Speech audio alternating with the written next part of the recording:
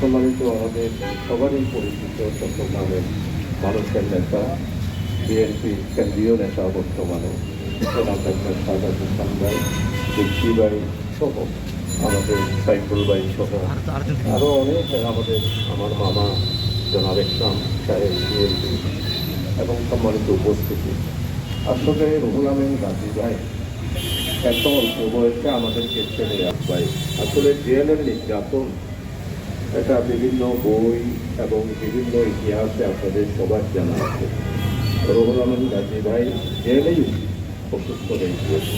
Jail থেকে যখন বের হয় তখন যেদিন যাচ্ছেন উনি হাঁটতে পারতেছিলেন, তার মানে ওনার টোটাল লিভার এবং ওনার হার্ট তো আজকে দুনিয়া থেকে চলে গিয়েছেন। উনি বড় আপনার মানুষের কথা এবং মানুষের মনের কথা উনি সাংবাদিক জগতের সবচেয়ে বেশি বলিষ্ঠ ভূমিকা রেখেছেন। আমি তার মাগফিরাত আল্লাহ তাআলা যাতে করে তাকে জান্নাত নসিব করেন এই জন্য দোয়া করছি। সুখমন্ত পরিবারের প্রতি সমবেদনা জানাচ্ছি। অনেক সিনিয়র লোকেরা এসেছেন, আমি নাম বলতে পারি না, এই দুঃখিত। আমাদের বিশেষ করে আমাদের তাই উনিও প্রবীণ সাংবাদিক, সম্মানিত আরও বিশিষ্ট ব্যক্তিগণ আছে। পরিবারের প্রতি খুব জ্ঞাপন করছি। বাংলাদেশ জামাত ইসলামের সম্মানিত আমির জামাত ডাক্তার শফিক সাহেব, উনি ঢাকার জনজাতন থাকবেন আশা করি। আজকে আমরা সিলেটে জনজাতন থাকবেন, উনি দেখতেও গিয়েছিলেন, আপনারা দেখেছেন পত্রপত্রিকায়। এরকম একজন লোক হারানো আমাদের জন্য বিশাল চেতার কারণ। আর উনি আল্লাহ তারা যদি বায়াত দিতে তাহলে অনেক কথা, বিশেষ করে পাচ্ছি এই বিগত পতিত শেখ হাসিনা আওয়ামী সরকার 17-18 বছরে যা করেছে তার লেখনের মাধ্যমে আমরা অনেক কিছু পেলাম। এগুলো আজকে আমরা পেলাম না। এগুলোর জন্য আমাদের যত আরও যারা আছেন তারা এগিয়ে আসবেন, কাজ করবেন।